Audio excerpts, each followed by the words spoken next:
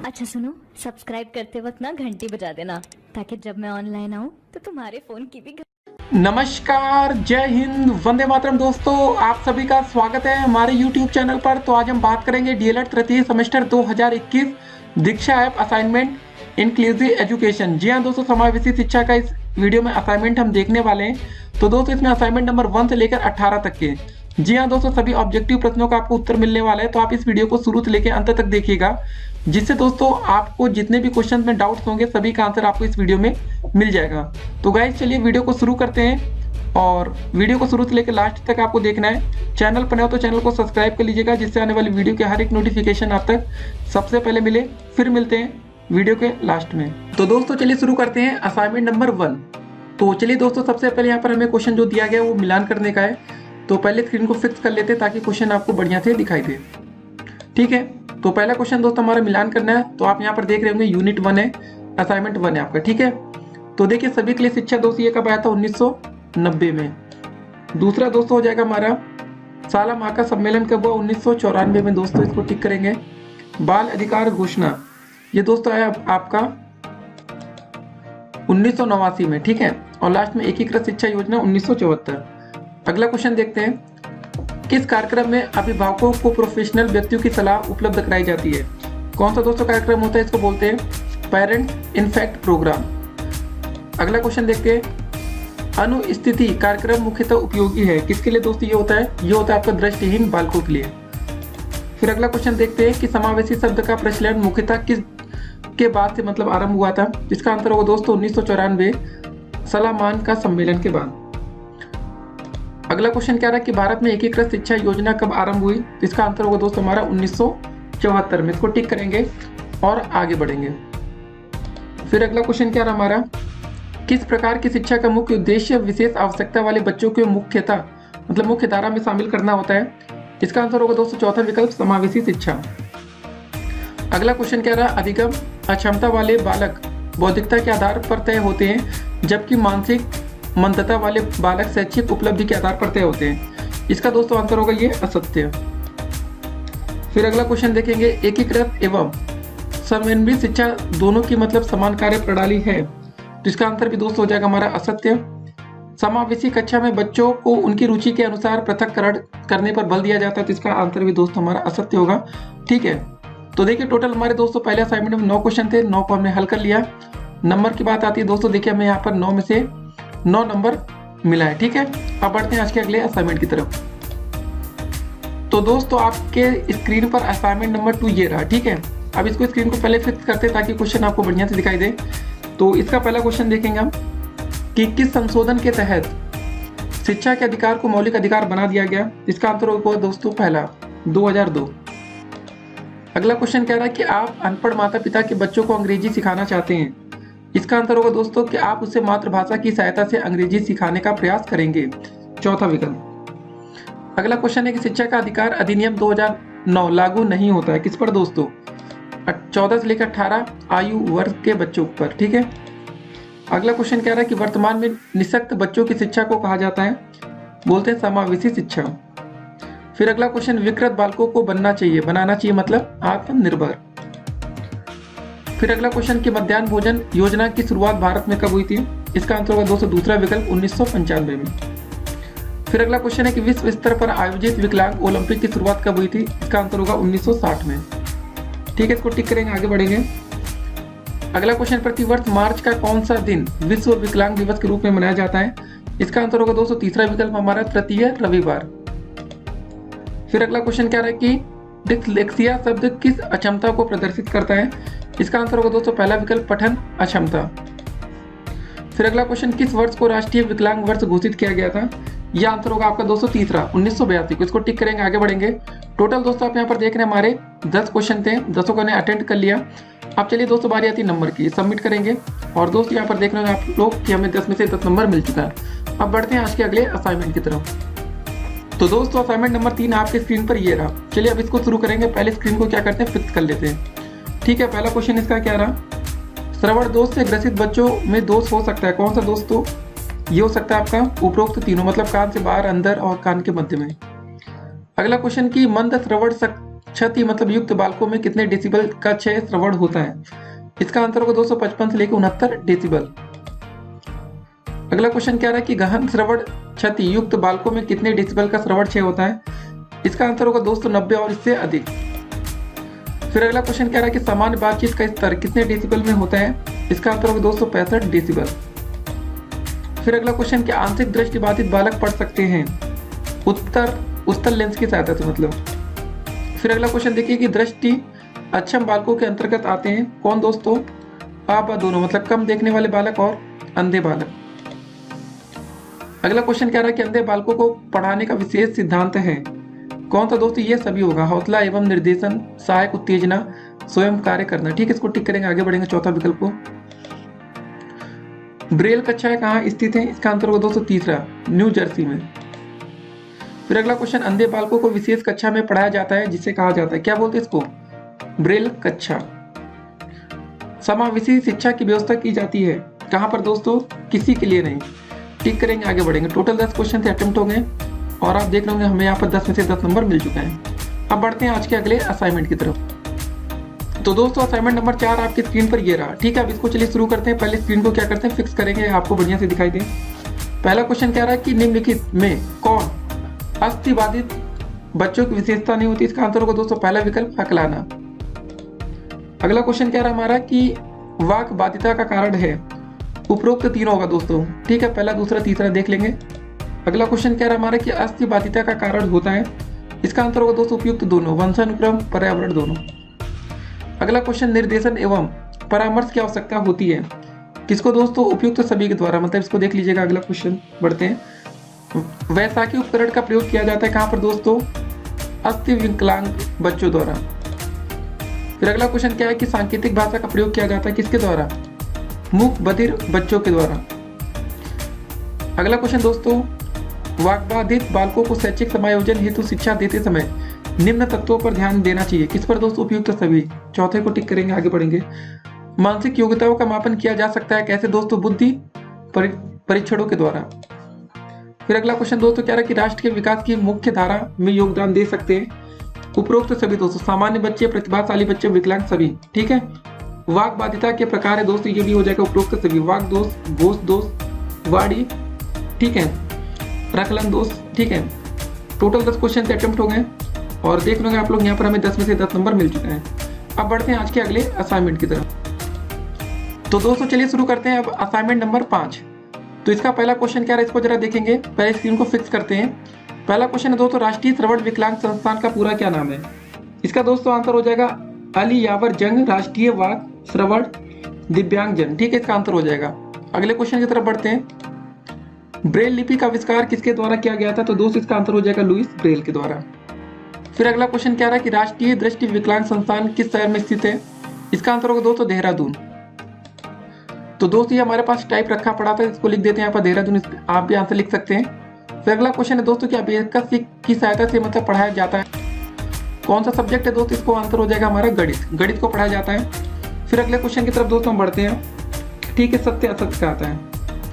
आवृत्ति मॉड्यूलेशन यंत्र श्रवण संप्रेषण सहायक सामग्री है, सत्य या असत्य? इसका आंसर होगा सत्य। दृष्टिहीन और अल्प दृष्टि वाले बच्चों के लिए एक समान यंत्र का उपयोग में लाया जाता है, गलत है दोस्तों, असत्य हो जाएगा इसका आंसर। फिर अगला क्वेश्चन की संप्रेषण यंत्र और सहायक यंत्र दोनों एक ही होते हैं क्या? असत्य हो जाएगा।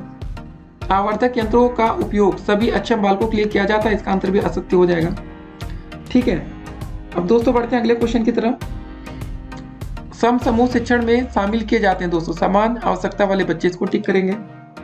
अगला क्वेश्चन है कि संप्रेषण सहायक यंत्र का उपयोग मुख्यतः किसके लिए किया जाता है? इसका आंसर हो जाएगा श्रवण बाधित।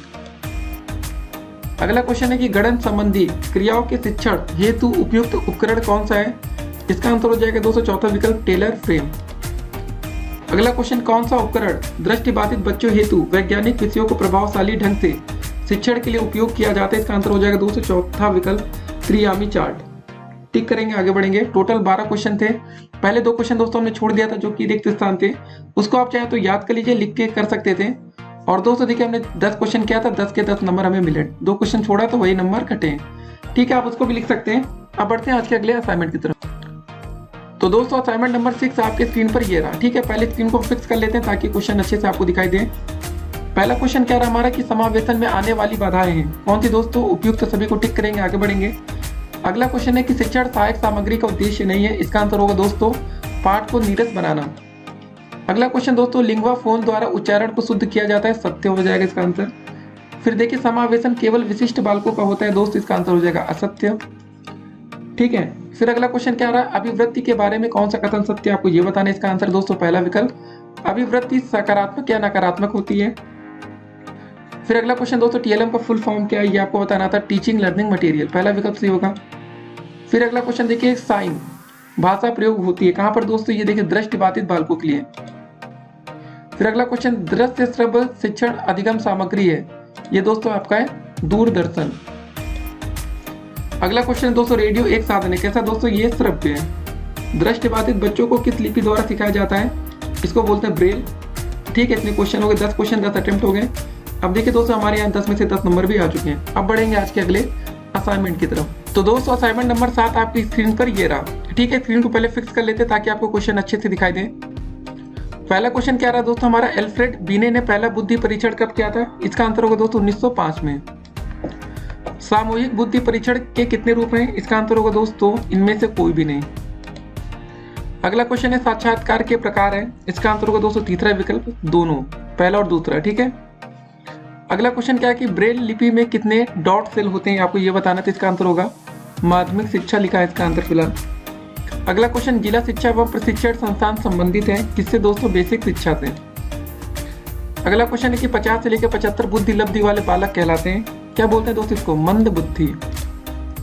फिर योगात्मक आकलन है, क्या दोस्तों ये अधिगम का आकलन। अगला क्वेश्चन है उपचारात्मक शिक्षा की जरूरत होती है किसको दोस्तों, इनमें से लेकर सभी के लिए। ठीक है, मंद बुद्धि, पिछड़े, सामान्य, सबके लिए। प्रतिभाशाली बालकों की बुद्धि लब्धि होती है कितनी होती है दोस्तों, 120 से लेकर अधिक। मूल्यांकन के लिए उपकरणों में विशेषताएं होनी चाहिए कौन सी दोस्तों, ये सभी, पहला दूसरा तीसरा। ठीक है, 10 क्वेश्चन थे, अटेम्प्ट कर लिया, 10 में से दोस्तों हमें 10 नंबर यहाँ मिल चुके हैं। अब बढ़ते हैं आज के अगले असाइनमेंट की तरफ। तो दोस्तों असाइनमेंट नंबर 8 आपकी स्क्रीन पर ये रहा। ठीक है, स्क्रीन को पहले हम फिक्स करते हैं कि आपको अच्छे से दिखाई दे। तो पहला क्वेश्चन क्या रहा हमारे यहाँ पर कि ब्रेल लिपि को कौन से 3 ग्रेडों द्वारा बांटा गया है। ठीक है, तो इसका आंसर होगा दोस्तों पहला विकल्प ओपन ब्रेल, कंस्ट्रक्टेड ब्रेल और ब्रेल आशुलिपि। अगला क्वेश्चन क्या है, सृजनात्मक चिंतन के लिए उपयोगी विधि है, इसका आंसर होगा दोस्तों हमारा दूसरा विकल्प चिंतनशील शिक्षण। अगला क्वेश्चन क्या रहा कि बुद्धि का प्रयोग सबसे पहले किसने किया था, इसका आंसर होगा दोस्तों पहला विकल्प बीने ने। फिर अगला क्वेश्चन, दृष्टिबाधित बच्चों की पढ़ने की एक प्रमुख विधि कौन सी है, पहला विकल्प हो जाएगा दोस्तों ब्रेल लिपि। अपने आसपास के परिवेश को जानने का मौका किस सामाजिक अधिगम विधि द्वारा मिलता है, इसका आंसर होगा दोस्तों दूसरा विकल्प शैक्षिक भ्रमण।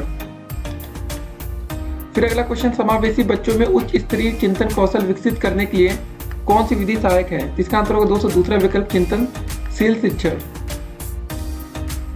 बहुसंवेदी शिक्षण आवश्यक है छात्रों के किसमें दोस्तों, संवेदनात्मक विकास के लिए।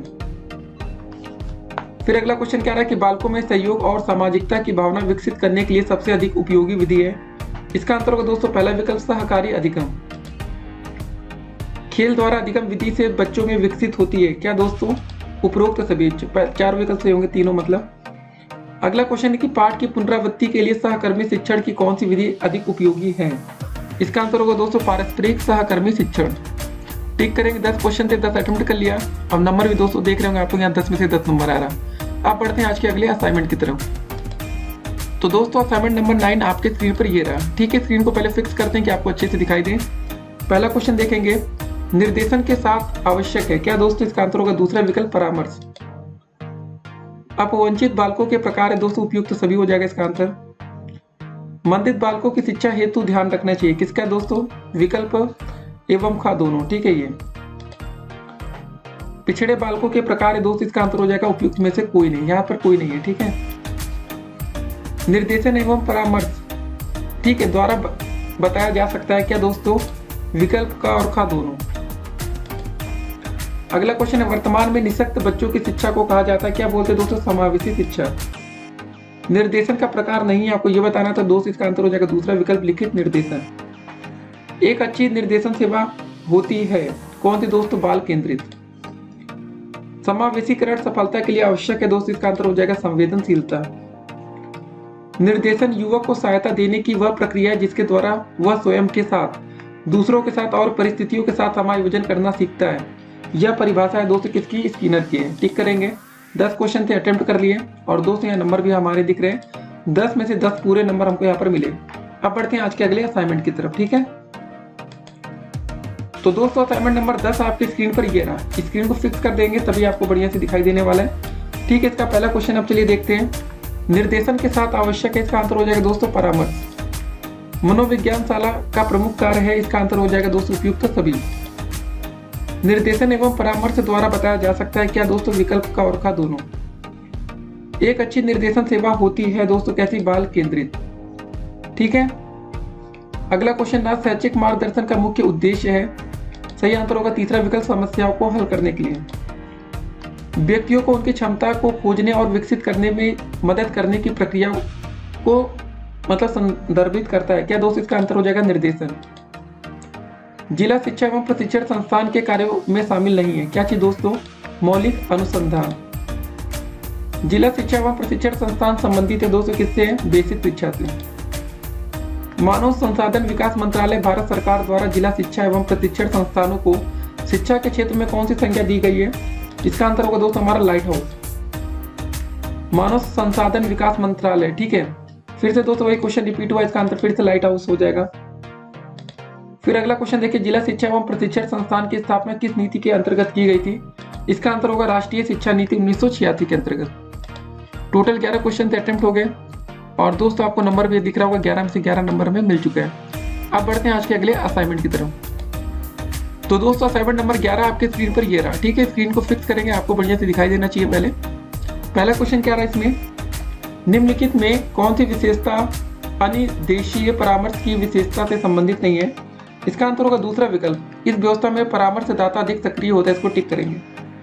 निम्नलिखित में से कौन सा बिंदु परामर्श के उद्देश्य से संबंधित नहीं है, इसका आंसर हो जाएगा दोस्तों चौथा विकल्प, पारिवारिक दशाओं में सुधार। अगला क्वेश्चन क्या रहा, निम्नलिखित में से कौन सा सिद्धांत परामर्श के सिद्धांतों से संबंधित नहीं है, तीसरा विकल्प हो जाएगा निराबादिता को सिद्धांत। निम्नलिखित में से कौन सा बिंदु परामर्श की मूल अवधारणाओं से संबंधित नहीं है, तीसरा विकल्प होगा लिंग पर निर्भरता। अगला क्वेश्चन, परामर्श शब्द दूसरे व्यक्तियों के संपर्क की उन सभी स्थितियों का समावेश करता है जिसमें एक व्यक्ति को उसके स्वयं के और पर्यावरण के बीच अपेक्षाकृत प्रभावी समायोजन प्राप्त करने में सहायता की जाती है। यह परिभाषा संबंधित है किससे दोस्तों, तीसरा विकल्प हो जाएगा रॉबिन्सन से। ठीक है, अगला क्वेश्चन कह रहा है कि निम्नलिखित में से कौन सा बिंदु निर्देशीय परामर्श के चरण से भिन्न है, इसका आंसर होगा दोस्तों चौथा विकल्प, प्रार्थी के स्वास्थ्य की जांच। निम्नलिखित में से कौन सा बिंदु शैक्षिक परामर्श की आवश्यकता से प्रत्यक्ष संबंधित नहीं है, तीसरा विकल्प इसका सही होगा उपयुक्त व्यवसाय चयन में सहायक। निम्नलिखित में से कौन सी अवधारणा निर्देशीय परामर्श से संबंधित नहीं है, इसका आंसर होगा दोस्त हमारा दूसरा विकल्प, परामर्श एक शारीरिक प्रक्रिया है। फिर अगला क्वेश्चन कह रहा है कि परामर्श की आवश्यकता होती है, आपको ये बताना है, तो इसका सही आंसर होगा दोस्त हमारा चौथा विकल्प, उपरोक्त सभी में इसको टिक करेंगे। फिर अगला क्वेश्चन कह रहा है पूछताछ पारस्परिक तर्क वितर्क या विचारों का पारस्परिक आदान प्रदान की ही परामर्श है, यह कथन दोस्तों किसका, ये हो जाएगा आपका वेबस्टर का। अगला क्वेश्चन दोस्तों क्या रहा, वंचित बालकों में सम्मिलित है, सही आंसर होगा उपरोक्त समस्त तीनों विकल्प। ठीक है, फिर अगला क्वेश्चन क्या रहा हमारा, किस प्रकार के परामर्श में बालक स्वयं का अध्ययन नहीं कर सकता, तीसरा विकल्प दोस्तों सही आंसर होगा निर्देशीय परामर्श।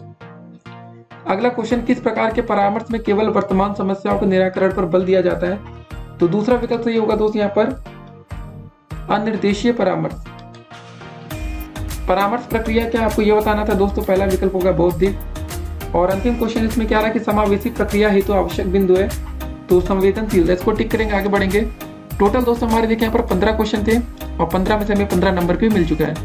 अब बढ़ते हैं आज के अगले असाइनमेंट की तरफ। तो दोस्तों असाइनमेंट नंबर 12 आपके स्क्रीन पर ये रहा, स्क्रीन को फिक्स कर देते हैं कि आपको बढ़िया से दिखाई दे पहले। ठीक है, पहला क्वेश्चन क्या रहा है इसमें दोस्तों, इसको देखते हैं कि राष्ट्रीय जल सहयोग एवं बाल विकास संस्थान की स्थापना कब हुई, 1966 में, टिक करेंगे। स्वामी विवेकानंद राष्ट्रीय पुनर्वास प्रशिक्षण एवं अनुसंधान संस्थान है, कौन सा दोस्तों, कटक। अगला क्वेश्चन क्या रहा है कि मनोविज्ञान शाला के मुख्य कार्य क्या है? उपरोक्त सभी को टिक करेंगे। राष्ट्रीय मानसिक विकलांग दिव्यांगजन संस्थान है, कौन सी दोस्तों इसको टिक करना है? देखिए आपके सामने कुछ विकल्प दिए गए, तो इसका दोस्तों जो सही आंसर होगा हमारा होगा, इसको ऊपर करते हैं पहले, सिकंदराबाद। ठीक है, इसको टिक करेंगे। मनोविज्ञान शाला की स्थापना किसकी सिफारिश के आधार पर की गई थी? इसका आंसर होगा दोस्तों दूसरा विकल्प, आचार्य नरेंद्र समिति 1947। चलन भिन्न क्षमता युक्त व्यक्तियों के लिए निर्देशन एवं पुनर्वास सेवाएं प्रदान करता है, इसका आंसर होगा दोस्तों दूसरा विकल्प, स्वामी विवेकानंद राष्ट्रीय पुनर्वास प्रशिक्षण एवं अनुसंधान संस्थान। ठीक है। प्रथम व्यावसायिक परामर्श एवं निर्देशन केंद्र की स्थापना हुई थी, कब हुई थी दोस्तों? 2013 में। उत्तर प्रदेश में राष्ट्रीय जन सहयोग एवं बाल विकास संस्थान का क्षेत्रीय केंद्र कहाँ स्थित है? इसका आंसर होगा चौथा विकल्प, लखनऊ में। अगला क्वेश्चन है राष्ट्रीय जन सहयोग एवं बाल विकास संस्थान की स्थापना कब हुई थी? इसका आंसर होगा तीसरा विकल्प, 1966। निर्देशन एवं परामर्श सेवाओं की छात्रों के विकास में किस प्रकार सहायक है? इसका आंसर होगा चौथा विकल्प, सर्वांगीण विकास हेतु। टोटल 10 क्वेश्चन थे, अटेम्प्ट हो गए, और दोस्तों यहाँ पर हमें 10 में से 10 नंबर भी मिल चुके हैं। अब बढ़ते हैं आज के अगले असाइनमेंट की तरफ। तो दोस्तों असाइनमेंट नंबर 13 आपकी स्क्रीन पर ये रहा, स्क्रीन को फिक्स करते हैं पहले। इसका पहला क्वेश्चन क्या रहा कि प्रथम ने किस रिपोर्ट को आधार बनाकर अपने अपने राज्यों में शिक्षा संबंधी कार्यक्रमों का निर्धारण किया? इसका आंसर होगा दोस्तों चौथा विकल्प, असर।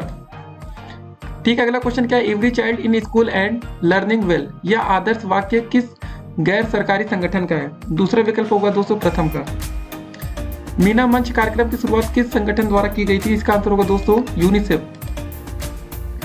दूरस्थ क्षेत्रों में प्राथमिक शिक्षा को किस भारतीय गैर सरकारी संगठन द्वारा भारत में बढ़ावा दिया जा रहा है? इसका आंसर होगा दोस्तों चौथा विकल्प, प्रथम। उपचारात्मक शिक्षा की अवधारणा किस गैर सरकारी संगठन की देन है? पहला विकल्प होगा दोस्तों नव ज्योति इंडिया फाउंडेशन।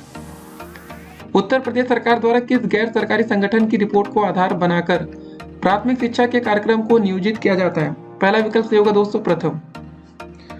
यूनिसेफ का मुख्यालय कहाँ स्थित है? तो न्यूयॉर्क हो जाएगा। निम्न में से कौन सा गैर सरकारी संगठन ऑटिज्म से पीड़ित बच्चों के लिए कार्य करता है? दूसरा दोस्तों उम्मीद इंडिया। परामर्श से क्षेत्रों को विशेष रूप से सहायता प्राप्त होती है, उपरोक्त सभी को टिक करना है। गैर सरकारी संगठन का रजिस्ट्रेशन किस अधिनियम के तहत होता है दोस्तों? इसका आंसर होगा society registration act 1860। Total 10 question थे, अटेम्प्ट हो गए, और दोस्तों हमें 10 में से 10 नंबर मिल चुका है। अब बढ़ते हैं आज के अगले असाइनमेंट की तरफ। तो दोस्तों असाइनमेंट नंबर 14 आपकी स्क्रीन पर ये रहा, स्क्रीन को फिक्स करते हैं और शुरू करते हैं इसको। पहला क्वेश्चन कह रहा है कि परामर्श तथा निर्देशन की आवश्यकता होती है किसको दोस्तों? चौथा विकल्प, प्रत्येक उम्र के व्यक्तियों को। अगला क्वेश्चन है परामर्शदाता तथा परामर्शदायी के बीच संबंध होना चाहिए, पहला विकल्प होगा आत्मीयता एवं विश्वास का। असफलता से उबरने के लिए आवश्यक है दोस्तों क्या चीज? दोनों। ठीक है, अगला क्वेश्चन क्या रहा? परामर्श में केंद्र बिंदु होता है, इसका आंसर हो जाएगा पहला बालक।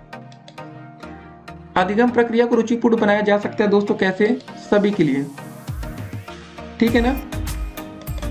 फिर अगला क्वेश्चन क्या रहा हमारा? खेल के मैदान में होने वाली गतिविधियों द्वारा बालक क्या सीखते हैं? समायोजन। अपव्यय तथा अवरोधन की समस्या का निराकरण संभव है दोस्तों कैसे? निर्देशन तथा परामर्श के द्वारा। निर्देशन एवं परामर्श महत्वपूर्ण है किसमें दोस्तों? उपयुक्त सभी के लिए। परामर्श का अभिप्राय है कि दो व्यक्तियों का संपर्क जिसमें एक व्यक्ति को किसी प्रकार की सहायता दी जाती है, यह कथन है मायर्स का। इसको टिक करेंगे, आगे बढ़ेंगे। टोटल 9 क्वेश्चन थे, अटेम्प्ट हो गए, 9 में से दोस्तों यहाँ 9 नंबर मिल चुका है। अब बढ़ते हैं आज के अगले असाइनमेंट की तरफ। तो दोस्तों असाइनमेंट नंबर 15 आपके स्क्रीन पर ये रहा। अब चलिए इसको शुरू करते हैं। पहला क्वेश्चन क्या रहा है यहाँ पर, इसको जरा देखते हैं। निर्देशन और परामर्श द्वारा बताया जा सकता है, क्या दोस्तों बता सकते हैं हम लोग? तीसरा विकल्प और बदो, क्या करने योग्य और क्या करने योग्य नहीं है। परामर्श में व्यक्ति को समस्या समाधान हेतु सहायता दी जाती है, कैसी दोस्तों? वार्तालाप के माध्यम से। ठीक है, इसको बढ़िया से दिखना चाहिए आपको। अगला क्वेश्चन क्या है? राष्ट्रीय प्रतिभा खोज किस परीक्षा मतलब किस कक्षा के विद्यार्थियों के लिए आयोजित की जाती है? तीसरा विकल्प होगा दोस्तों कक्षा 8 से लेकर 10 तक। राष्ट्रीय प्रतिभा खोज परीक्षा योजना का संचालन किसके द्वारा किया जाता है? इसका आंसर होगा दोस्तों दूसरा विकल्प NCERT। परामर्श देने वाले विभाग या संस्थाएं किन किन स्तरों पर स्थापित हैं? चौथा विकल्प होगा दोस्तों उपयुक्त सभी के लिए। मंडलीय मनोविज्ञान केंद्र उत्तर प्रदेश के कितने जिलों में है? इसका आंसर होगा दोस्तों तीसरा विकल्प 10। ठीक है, अगला क्वेश्चन कह रहा है कि मनोविज्ञानशाला कहाँ स्थित है? इसका आंसर होगा इलाहाबाद में। मनोविज्ञानशाला उत्तर प्रदेश की स्थापना की संस्तुति किसने की थी? आचार्य नरेंद्र देव समिति ने। मंडलीय मनोविज्ञान केंद्र का प्रमुख कार्य है उपयुक्त सभी दोस्तों। मनोविज्ञानशाला इलाहाबाद की स्थापना की गई थी सन 1947 और 48 में। टोटल 10 क्वेश्चन थे, अटेम्प्ट हो गए, 10 में से 10 नंबर हमें मिल गया। अब बढ़ते हैं आज के अगले असाइनमेंट की तरफ। तो दोस्तों असाइनमेंट नंबर 16 आपके स्क्रीन पर ये रहा, ठीक है। अब इसको शुरू करेंगे हम लोग। स्क्रीन को फिक्स कर लिया जाए पहले, कि आपको बढ़िया से दिखाई देना चाहिए ना पहले। इसका पहला क्वेश्चन क्या रहा हमारा? जिला चिकित्सालय प्राथमिक स्वास्थ्य देखभाल हेतु क्या क्या कार्य करता है? मतलब पहला आंसर होगा दोस्तों इसका, चौथा विकल्प उपरोक्त सभी। अगला क्वेश्चन क्या रहा? जिला चिकित्सालय द्वारा प्रदान की जाने वाली वांछनीय सेवाओं के अंतर्गत कौन सी सेवाएं आती हैं? उपरोक्त सभी को टिक करेंगे। अगला क्वेश्चन, जिला चिकित्सालय द्वारा प्रदान की जाने वाली सेवाओं के अंतर्गत कौन सी सेवाएं आती हैं? चौथा विकल्प फिर से उपरोक्त सभी। फिर अगला क्वेश्चन क्या है? जच्चा बच्चा सुरक्षा योजना का क्रियान्वयन किसके द्वारा किया जाता है? जिला चिकित्सालय के द्वारा। जिला चिकित्सालय द्वारा प्रदान की जाने वाली नैदानिक सेवाओं के अंतर्गत कौन सी सेवाएं आती हैं? चौथा विकल्प होगा उपरोक्त सभी। फिर अगला क्वेश्चन, जिला चिकित्सालयों में ओपीडी शुल्क कितना निर्धारित है? 1 रुपया। एम्बुलेंस को बुलाने के लिए आप किस नंबर पर फोन करेंगे? 108 पर करेंगे। जिला चिकित्सालय द्वारा किया जाने वाला कार्य है कौन सा दोस्तों? उपरोक्त सभी को टिक करते हैं। अगला क्वेश्चन है कि जिला चिकित्सालय का उद्देश्य है, उपरोक्त सभी को टिक कर देते हैं। विभिन्न प्रकार की बीमारियों जो कि बालकों के शैक्षिक समावेशन में बाधा उत्पन्न करते हैं, उनका सही उपचार एवं संबंधित परामर्श प्रदान किया जाता है। ठीक है, इसका जो सही आंसर होगा दोस्तों पहला विकल्प हो जाएगा, जिला चिकित्सालय द्वारा। टोटल 10 क्वेश्चन थे, अटेम्प्ट हो गए, और दोस्तों आप देख रहे होंगे यहाँ पर हमें 10 में से 10 नंबर भी मिल चुके हैं। अब बढ़ते हैं आज के अगले असाइनमेंट की तरफ। तो दोस्तों असाइनमेंट नंबर 17 आपके स्क्रीन पर ये रहा, ठीक है। स्क्रीन को फिक्स कर देते हैं, आपको बढ़िया से दिखाई देना चाहिए पहले। इसका पहला क्वेश्चन क्या रहा कि विद्यालय निरीक्षण पद्धतियां हैं कौन सी दोस्तों? इसका आंसर होगा चौथा विकल्प उपरोक्त सभी। परीक्षण की निदानात्मक भूमिका नहीं है, चौथा विकल्प नवीन आविष्कार हो जाएगा। प्रचलित शैक्षिक पर्यवेक्षण में निम्नलिखित दोष दिखाई देते हैं, कौन सा दोस्तों आंसर होगा? उपरोक्त सभी। प्रोफेसर वेबर ने अपने अध्ययन के आधार पर पर्यवेक्षण की विधियों की सूची में किन विधियों को स्थान दिया? चौथा विकल्प होगा उपरोक्त सभी। अगला क्वेश्चन, विद्यालय पर्यवेक्षण के उद्देश्य नहीं है, इसका आंसर होगा तीसरा विकल्प अध्यापकों का नियुक्ति करना। अगला क्वेश्चन कह रहा है कि जिले पर माध्यमिक स्तर का अधिकारी होता है दोस्तों, कौन होता है? जिला विद्यालय निरीक्षक। फिर अगला क्वेश्चन देखेंगे, विद्यालय पर्यवेक्षण का प्रकार नहीं है, निरोधात्मक परीक्षण। विद्यालय निरीक्षण पद्धति का प्रकार नहीं दोस्तों, इसका चौथा विकल्प होगा क्रियात्मक परीक्षण। विद्यालय निरीक्षण पद्धति को हम मुख्यतः कितने भागों में वर्गीकृत कर सकते हैं? इसका आंसर होगा तीसरा विकल्प। विद्यालय निरीक्षण में, ठीक है, निरीक्षक में निरीक्षण के कौन कौन से गुणों का होना अनिवार्य है? इसका चौथा विकल्प होगा दोस्तों उपरोक्त सभी। इसको टिक करेंगे, आगे बढ़ेंगे। टोटल 10 क्वेश्चन थे, अटेम्प्ट हो गए, और दोस्तों आप देख रहे हैं यहाँ पर हमें 10 में से 10 नंबर भी मिल चुके हैं। अब बढ़ते हैं आज के अगले असाइनमेंट की। तो दोस्तों आज का अंतिम असाइनमेंट नंबर 18 असाइनमेंट मतलब आपके सामने ये रहा। पहला क्वेश्चन देखेंगे, विद्यालय शिक्षा को बढ़ावा देने में समुदाय का क्या कार्य है? इसका चौथा विकल्प सही होगा, उपरोक्त सभी को टिक करेंगे। शैक्षिक समावेशन में विद्यालय की सहयोगी समितियों का क्या योगदान है? चौथा विकल्प उपरोक्त सभी। विद्यालय प्रबंध समिति का कार्य है, चौथा विकल्प दोस्तों सही हो जाएगा। अगला क्वेश्चन, विद्यालय की परामर्श की सहयोगी समितियों के अंतर्गत शामिल होते हैं, इसका भी दोस्तों चौथा विकल्प सही है। फिर अगला क्वेश्चन देखेंगे, समुदाय किन तरीकों के माध्यम से विद्यालय में सम्मिलित हो सकता है? इसका जो सही आंसर होगा चौथा विकल्प उपरोक्त सभी। फिर अगला क्वेश्चन कह रहा है कि शिक्षण संस्थाएं सिखाती हैं क्या दोस्तों? उपयुक्त दोनों। समुदाय में महत्वपूर्ण स्थान है विद्यालय का। परामर्श में योगदान होता है किसका? सरकारी और गैर सरकारी दोनों का। बालक पर सबसे अधिक प्रभाव पड़ता है समाज का। समुदाय कहलाता है जो निश्चित भूभाग में रहता है। ठीक है, तो टोटल 10 क्वेश्चन थे, 10 अटेम्प्ट हो गए। तो दोस्तों आप देख रहे होंगे हमारे यहाँ पर 10 में से 10 नंबर भी मिल चुका है। तो गाइस हमने पहले से लेकर 18 तक के असाइनमेंट को आपको पूरा हल करके दिखा दिया है। तो अगर अभी तक आपका असाइनमेंट कंप्लीट नहीं हुआ तो जल्दी से कंप्लीट करिए और सभी प्रश्नों को एक बार पढ़ भी लीजिएगा, पेपर में हो सकता है कि इंपॉर्टेंट हो ये। ठीक है, तो गाइस मिलेंगे एक और वीडियो में और भी अधिक अपडेट के साथ। चैनल पर नए हो तो चैनल को सब्सक्राइब कर लीजिएगा, जिससे आने वाली वीडियो के हर एक नोटिफिकेशन आप तक सबसे पहले मिले। फिर मिलते हैं, stay connected, have a nice day.